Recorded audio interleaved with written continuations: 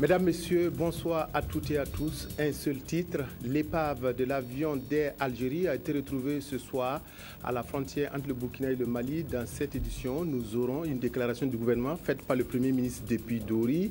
Nous aurons aussi comme invité le général Gilbert Diendéré et le ministre de la Communication, porte-parole du gouvernement, Alain-Édouard Traoré. Bienvenue donc à cette édition. L'information est tombée cet après-midi. L'avion de la compagnie Air Algérie qui a été perdu par les écrans radars après son décollage de Ouagadougou ce matin vers 1h17 s'est écrasé à la frontière entre le Burkina et le Mali. Une conférence de presse organisée par la cellule de crise à l'aéroport international de Ouagadougou a donné cette précision. Reportage à Boubacar Sagnon. Qui a disparu des écrans radars aux environs de 1h38 ce jeudi, a craché. L'avion de type MD-83 est tombé à la frontière entre le Mali et le Burkina Faso, à 80 km au sud-est de la ville malienne de Kossi. L'information a été donnée cet après-midi par la cellule de crise. Il y a quelques minutes, nous avons été saisis par un de nos informateurs qui dit avoir vu l'avion tomber à 1h50 dans la nuit. Nous sommes en contact avec cet informateur qui se trouve du côté de la frontière Burkina-Mali.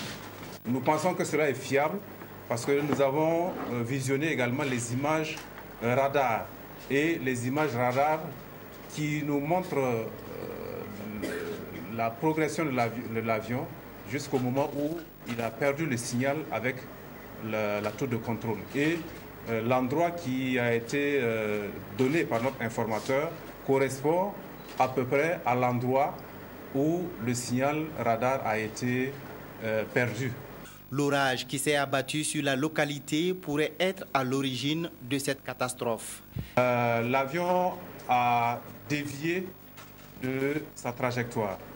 Il a dévié à cause d'un orage. Lui-même, je crois qu'il a signalé cela.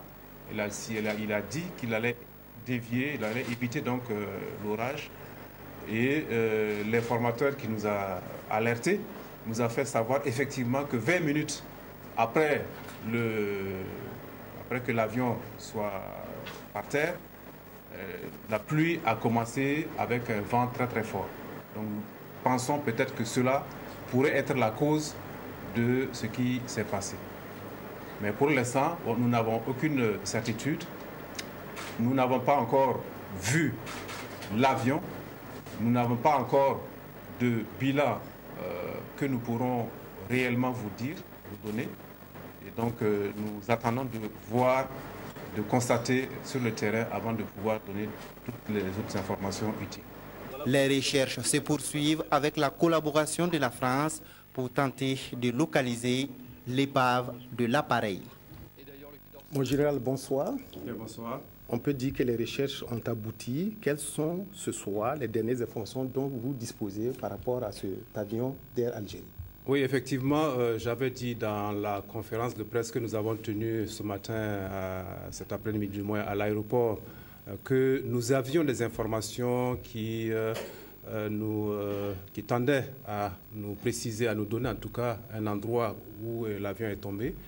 Nous avons, avec bien sûr, puisque c'est un territoire malien, nous avons pris attache avec les autorités de ce pays pour pouvoir envoyer une équipe sur le terrain, sur place. Et cette équipe est partie pour rencontrer d'abord nos informateurs et amener nos informateurs sur les lieux de l'accident. Effectivement, cette mission a trouvé sur place les débris de l'avion. Cette équipe a trouvé sur place, malheureusement, des restes de corps humains. Nous n'avons pas pu évaluer exactement ce qu'il en est, compte tenu du fait que la nuit commençait à tomber. Et cette équipe, en tout cas, nous a confirmé qu'elle a vu l'avion, elle a vu l'épave de l'avion complètement calcinée et complètement éparpillée sur le terrain. On parle de 140 km au nord de Djibo. Oui, la position exacte est celle-là. Elle est à peu près à 140 km au nord de Djibo, en territoire malien. mais au sud de Gao.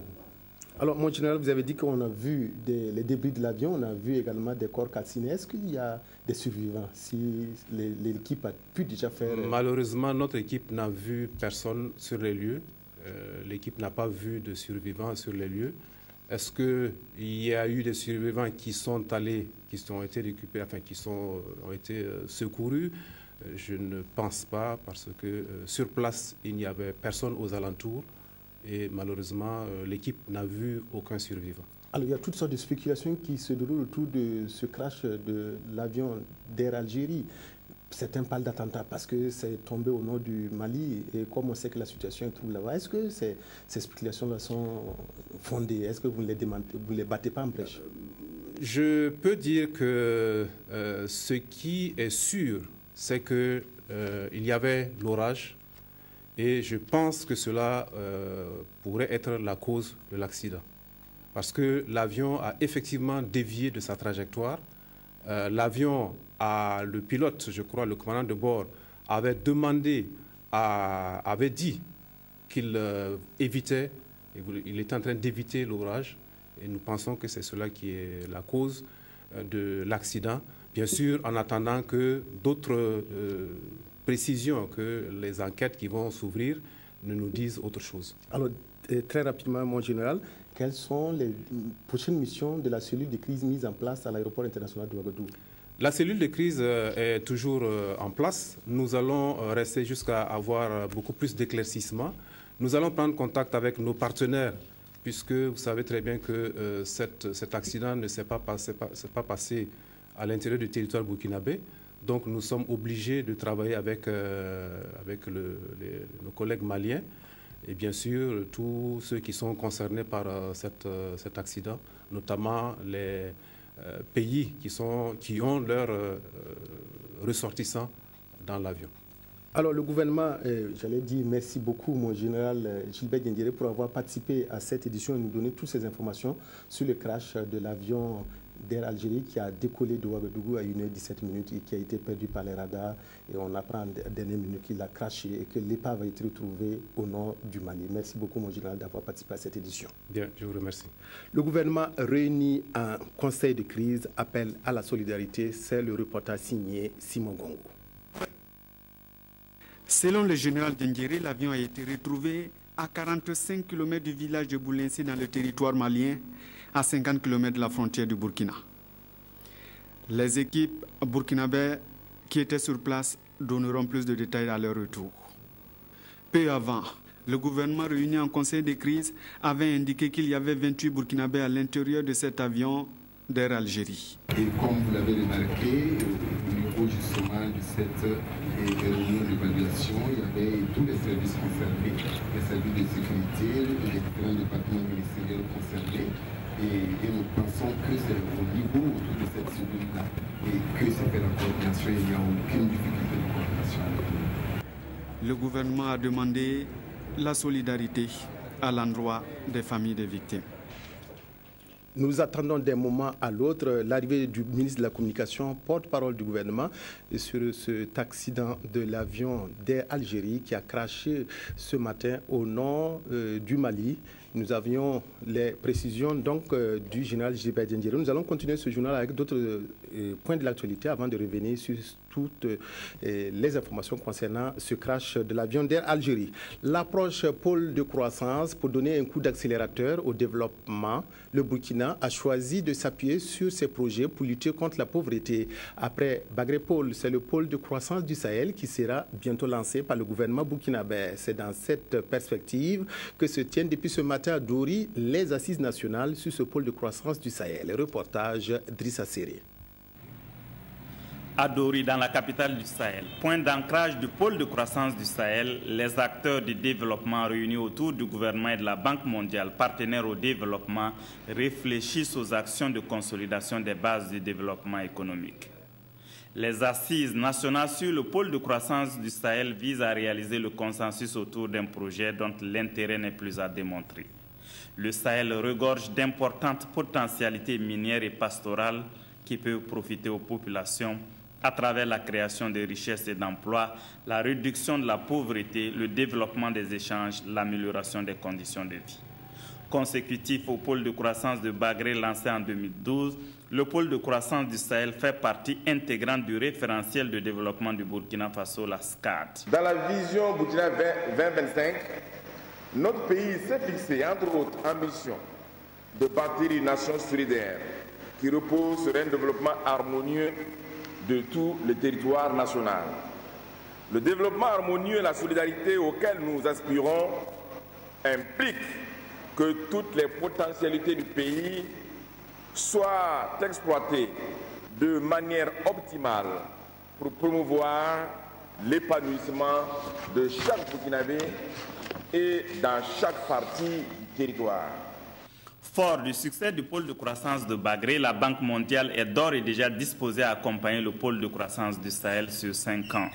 Satisfaction d'autant plus grande pour le gouvernement qui pourra compter aussi sur le soutien des populations du Sahel. Le maire de Dori et le président du conseil régional sont prêts à ne ménager aucun effort pour faire du projet un succès. Les assises nationales permettront de dessiner les contours du pôle de croissance du Sahel et de recueillir toutes les suggestions et contributions nécessaires à sa mise en œuvre.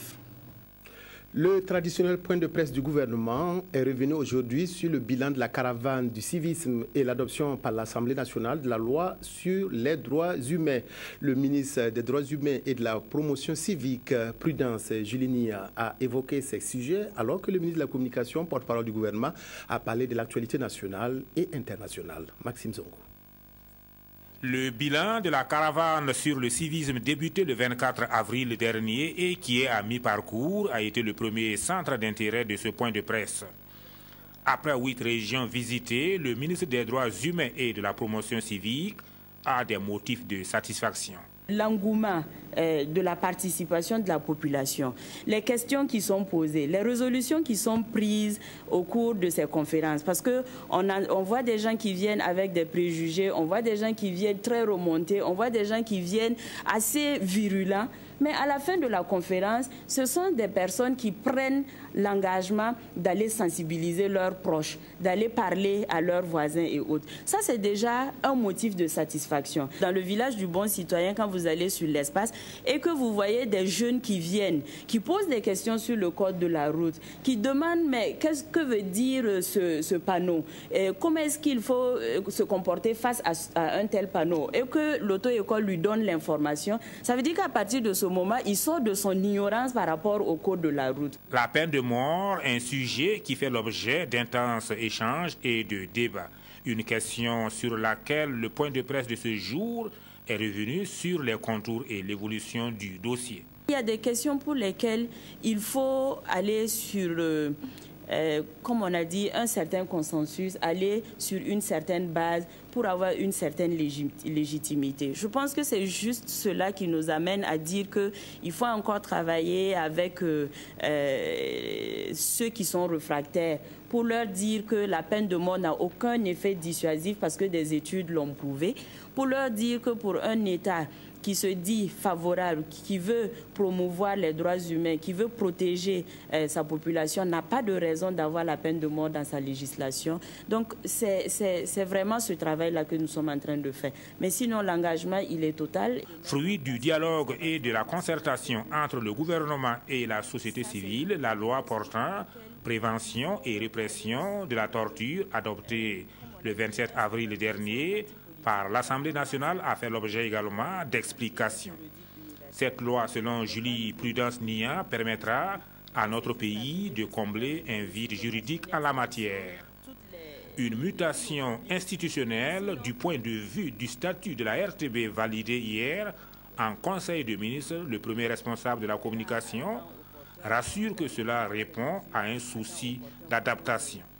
Notre ambition, c'est qu'en plus de la RTB actuelle qui porte un peu tous les programmes, et nous allons envisager de nouvelles chaînes publiques pour pouvoir répondre justement aux défis des contenus dans notre pays. Pour nous, ce n'est pas qu'une question de moyens.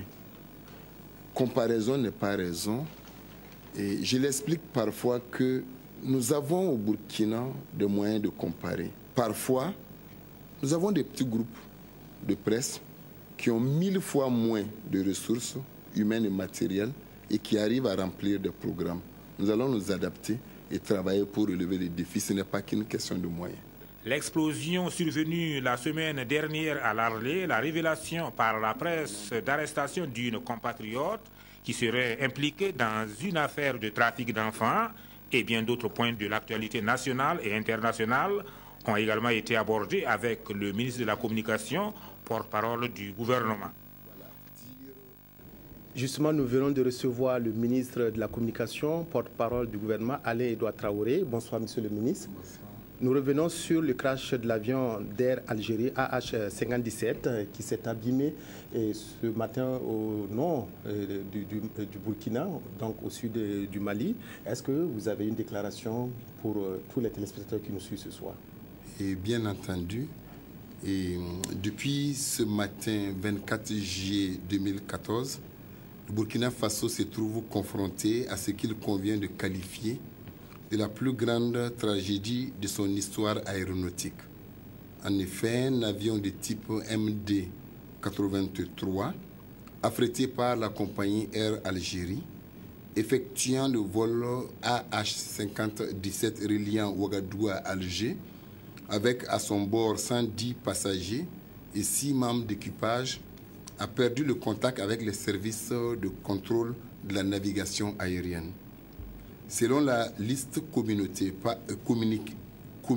par la représentation de la compagnie au Burkina et après recoupement des talons des tickets d'embarquement à l'aéroport international de Ouagadougou, 110 passagers et 6 membres d'équipage étaient à bord, dont 28 Burkinabés. Dès l'annonce de la tragédie, le gouvernement a activé une cellule de crise au centre des opérations d'urgence à l'aéroport de Ouagadougou avec les familles et les proches des victimes pour une prise en charge et conséquente au plan psychologique, social et médical. Notre dispositif de recherche et de sauvetage, actionné de concert avec ceux du Mali, du Niger, de l'Algérie en collaboration avec celui de la France au nord Mali, a permis de recueillir des témoignages et des indices concordants. 2 aéronefs spécialisés dans les recherches ainsi qu'un hélicoptère ont été mobilisés par notre pays. Ces équipes ont, aux environs de 18h40 GMT, localisé l'épave en territoire malien à une 50aine de kilomètres de nos frontières. Le gouvernement burkinabé présente sa compassion aux familles, à toutes ces nations éplorées par ce drame. Le gouvernement renouvelle sa solidarité et dit toute sa disponibilité pour assister les familles dans ces instants douloureux. Des numéros verts ont été mis en place, le 79 12 0043 et le 75 68 21 59, et le gouvernement invite par conséquent toutes les personnes concernées à entrer en contact avec la cellule de crise pour avoir toutes les informations nécessaires sur la suite des événements. Par décret présidentiel, Son Excellence, Monsieur le Président du Faso, invite toute la nation à observer 48 heures de deuil national pour compter de demain, vendredi 25 juillet 2014, à partir de 6 heures du matin. Pour le gouvernement du Burkina Faso, Son Excellence, Monsieur Luc Adolphe Tiao, Premier ministre. Merci, Monsieur le ministre de la Communication. Une question. Vous avez dit que le gouvernement a réagi de manière prompte pour prendre des mesures pour encadrer les familles, pour encadrer la cellule de crise, pour pouvoir faire les recherches. Est-ce qu'il y a d'autres mesures qui sont envisagées pour la prise en charge des familles, des victimes? Est-ce que le gouvernement a déjà mis en place quelque chose pour aider ces familles-là? Oui, naturellement, il va de soi que nous ne sommes qu'au début d'un processus et nous imaginons aujourd'hui la douleur des familles qui sont dans le désespoir et qui ne savent pas quoi faire. Faut-il faire un deuil? Ils n'ont pas de corps. Ils sont dans une situation très difficile moralement et très éprouvante. À ce niveau, il faut que le gouvernement continue à apporter son assistance. C'est pourquoi la cellule de crise va demeurer à l'aéroport international de Ouagadougou avec des psychologues pour essayer d'apporter tous les soutiens psychologiques et toute la compassion. Et nous pensons que c'est une situation très difficile et il est important que le gouvernement continue à être aux côtés des familles. Et naturellement, si vous imaginez toute la suite, identifier les corps, ramener les corps pour permettre aux familles de faire leur deuil, c'est un temps de douleur. C'est un temps qui peut conduire au désespoir si le gouvernement, les parents, les populations ne restent pas à côté des familles. Et je pense que tous nos efforts vont continuer dans ce sens pour les jours à venir. Est-ce qu'on a pu identifier les différentes victimes burkinabées? Je vais dire nommément. Oui, je pense qu'il y a une liste de passagers qui sont montés à bord de l'avion et beaucoup de gens connaissent parce que ce sont nos parents, ce sont nos proches, ce sont nos frères et sœurs, ce sont nos responsables, ce sont nos voisins de quartier. Et je pense déjà que dans la ville de Ouagadougou, nous avons vu une certaine solidarité et aller vers des familles qui avaient des parents à bord de cet avion. Et nous, justement, nous demandons aux populations, aux voisins, aux frères, aux familles d'apporter leur assistance à ces familles parce que ce sont des instants assez douloureux et que nous ne souhaitons pas que des Burkinabés puissent vivre seuls. Merci beaucoup, Monsieur le ministre de la Communication, porte-parole du gouvernement, pour toutes ces précisions, ces appels à la solidarité, à l'entente, à la trêve par rapport aux victimes donc, de ce crash de l'avion AH-57 de la compagnie d'Air Algérie qui s'est abîmé aujourd'hui au petit matin en territoire malien. Merci beaucoup, Monsieur le ministre. Je vous en prie. La suite du journal.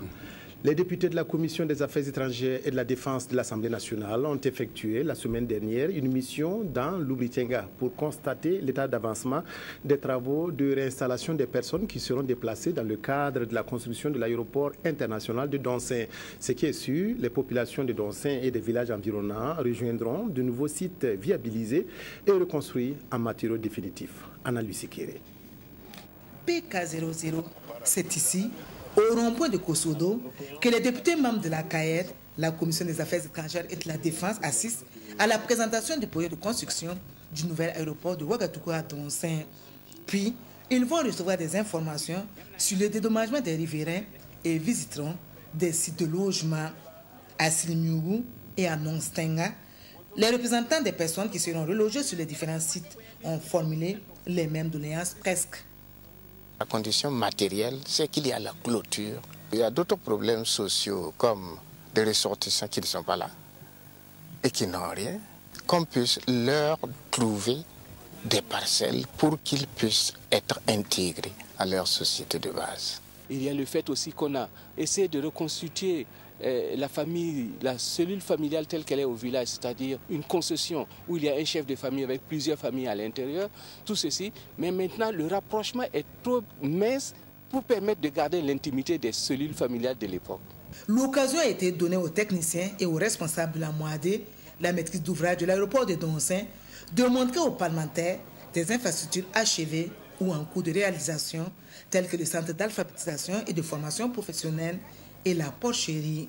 Nous avons opté pour la construction des bâtiments en dur. Il y a aussi que toutes les commodités qui vont avec, les questions d'approvisionnement en eau potable, les latrines, questions d'assainissement, toutes ces initiatives sont déjà engagées. Je dois féliciter donc la maîtrise d'ouvrage de Donsin et les exhorter toujours à poursuivre pour que justement les populations qui sont vraiment très enthousiastes pour ce projet et qui s'impatientent même du reste pour rejoindre ces différents sites-là, pour que vraiment tout soit mis en œuvre, pour que dans un délai très bref, ces populations-là puissent se réintégrer dans ces sites-là et vivre dans de meilleures conditions. Au nom de ses collègues de la Commission des Affaires étrangères et de la Défense et en présence des autorités des localités visitées, Pascaline Tamini a exhorté ceux qui sont affectés par la construction du nouvel aéroport international au dialogue. qu'ils puissent toujours trouver un consensus pour les divergences qui viennent d'être à naître dans l'exécution de ce projet dont tous reconnaissent sa pertinence. La représentante résidente du National Democratic Institute, NDI, a été reçue en audience par le président de l'Assemblée nationale.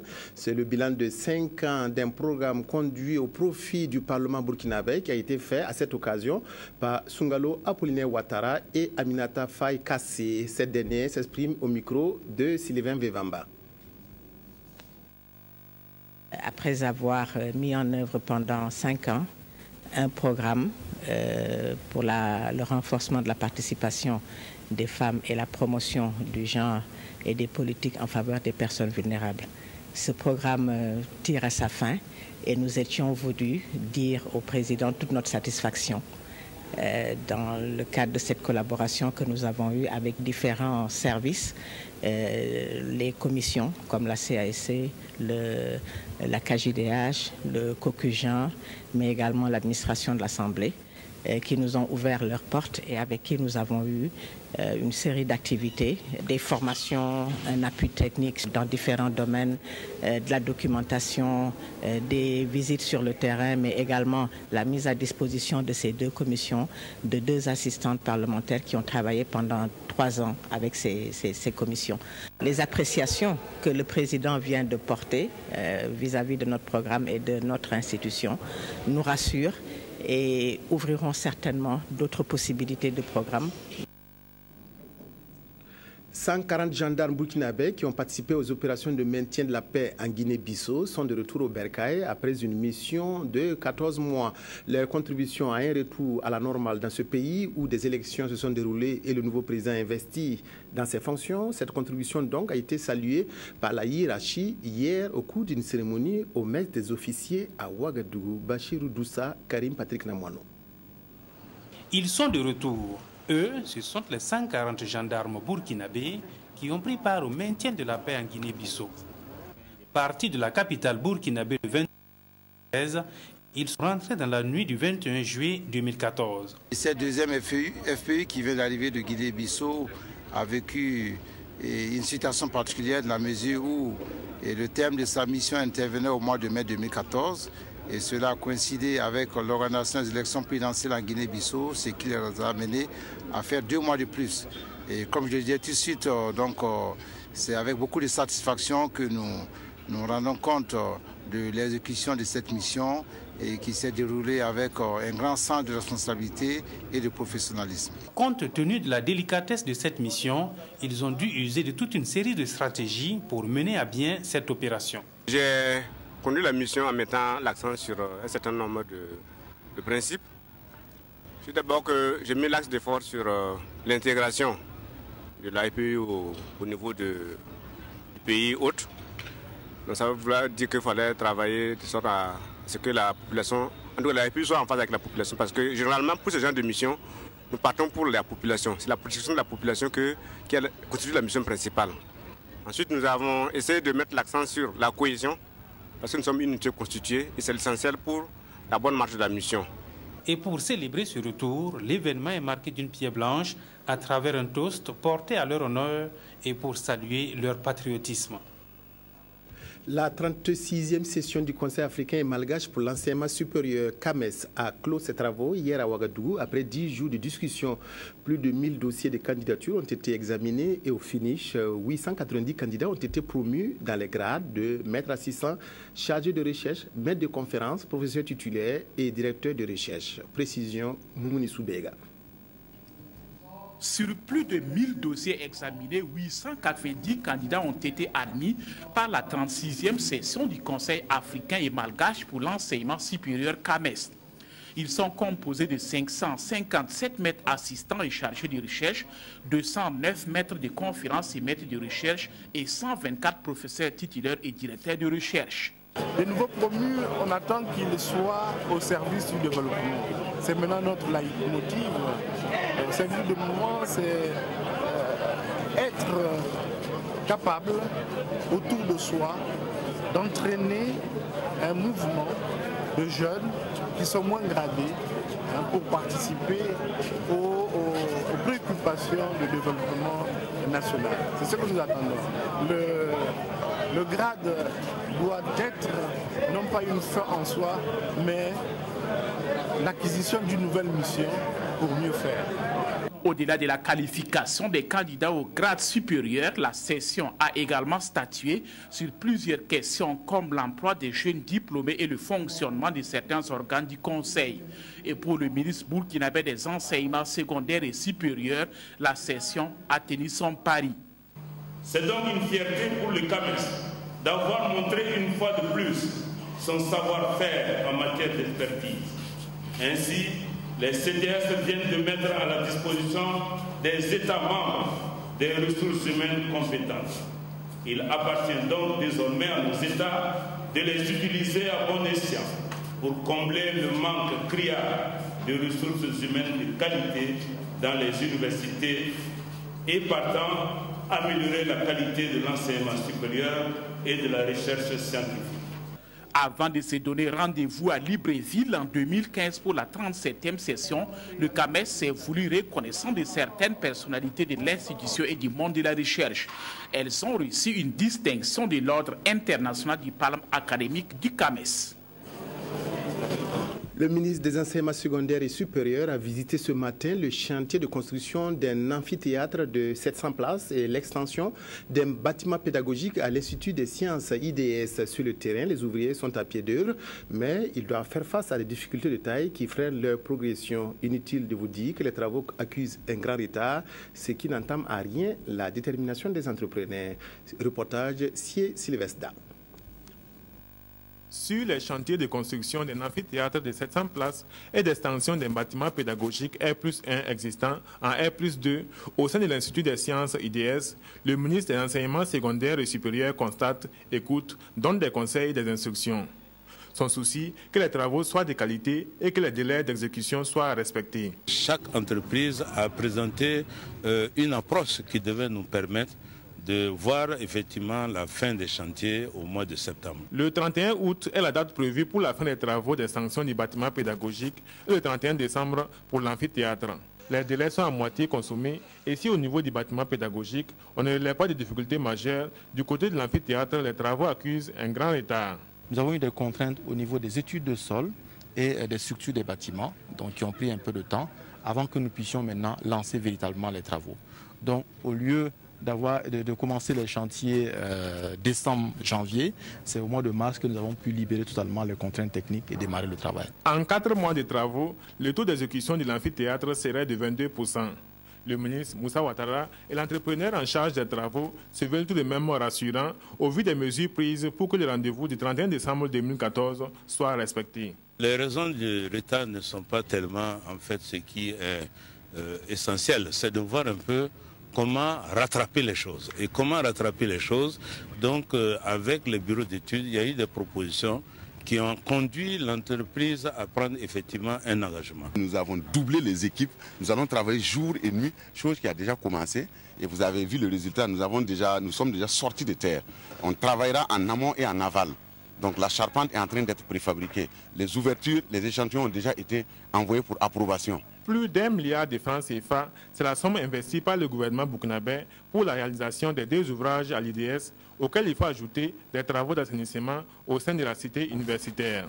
L'ensemble de ces travaux se font en prélude à l'augmentation prochaine des effectifs de l'Institut. À la rentrée 2014-2015, l'IDS devrait passer de 300 à 600 pensionnaires. La 15e conférence annuelle des agents comptables des établissements publics de l'État EPE s'est ouverte ce matin à Ouagadougou et planche autour du thème « La tenue de la comptabilité dans un système informatisé ». Les AC, comme on les appelle, vont échanger autour de cette problématique pendant 3 jours afin de rendre les agences comptables plus performantes. Reportage Claudine Bikaba. Les nouvelles technologies de l'information et de la communication ont révolutionné le monde actuel et tous les domaines prennent un coup lorsqu'ils ne sont pas dans une dynamique d'adaptation. C'est conscient de cela que les agents comptables des établissements publics de l'État EPE placent au centre de leur réflexion à cette 15e conférence la tenue de la comptabilité dans un système informatisé. On tend effectivement vers l'informatisation de la gestion financière et comptable au niveau des établissements publics de l'État.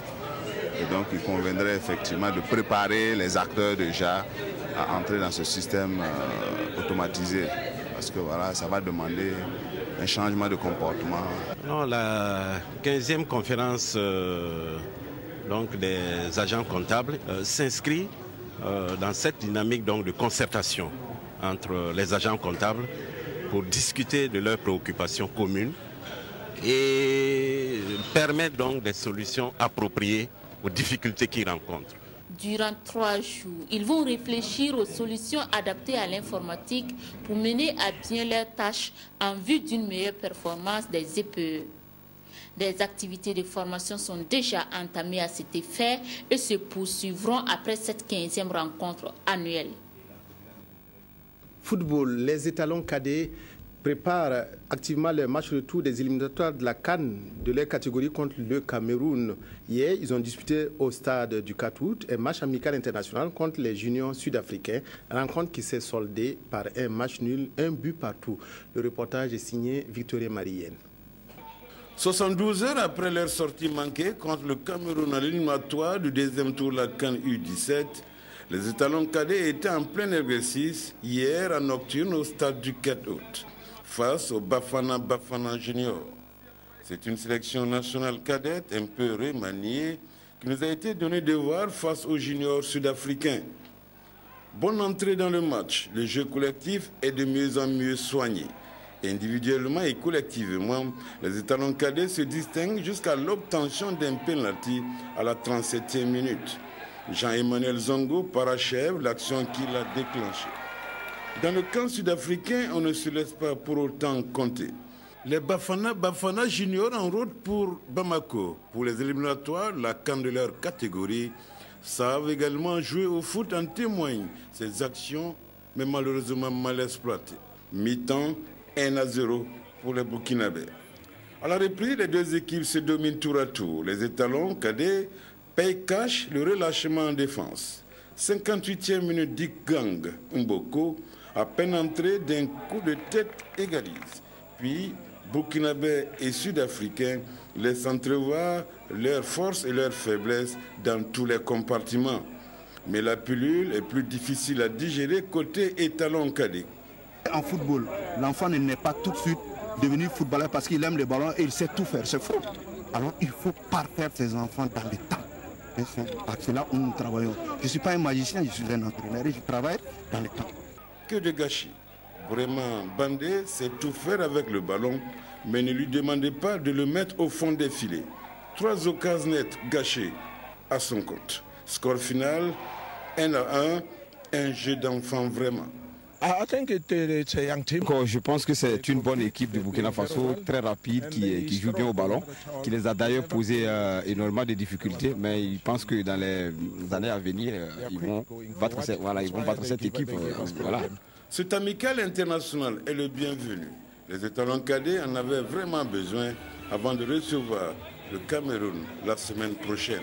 Je crois qu'il faut qu'on travaille pour pouvoir contrecarrer cette qualité camerounaise, cette qualité athlétique camerounaise. À un peu plus d'une semaine de son match retour décisif contre le Cameroun, éliminatoire CAN des cadets, le 11 national burkinabé est encore loin du compte. Football toujours, les demi-finales de la Coupe du Faso se sont disputées hier à Bobo et Ouaga. Au stade du 4 août, les Faux est venu à bout de la Spagnolinga par 1-0. À Bobo Dioulasso, au stade Sangoulé-Lamizana, le RCB a dominé l'ISO par 2-0. La finale mettra donc aux prises le 5 août prochain les Faux au RCB. Nous sommes maintenant en mesure de diffuser la déclaration du Premier ministre sur le crash de l'avion d'Air Algérie depuis Dori où il préside les assises nationales sur le projet Pôle de croissance du Sahel. Le Premier ministre Luc Adolphe Thiaw s'est exprimé sur le crash de l'avion de la compagnie algérienne et situe l'opinion sur les informations en position du gouvernement, les mesures prises pour conforter les familles des victimes et la suite à donner à l'événement. Propos recueillis par Drissa Seri. C'est un avion burkinabé, un hélicoptère qui vient de repérer les épaves de l'avion. Donc, je n'ai pas plus de précision.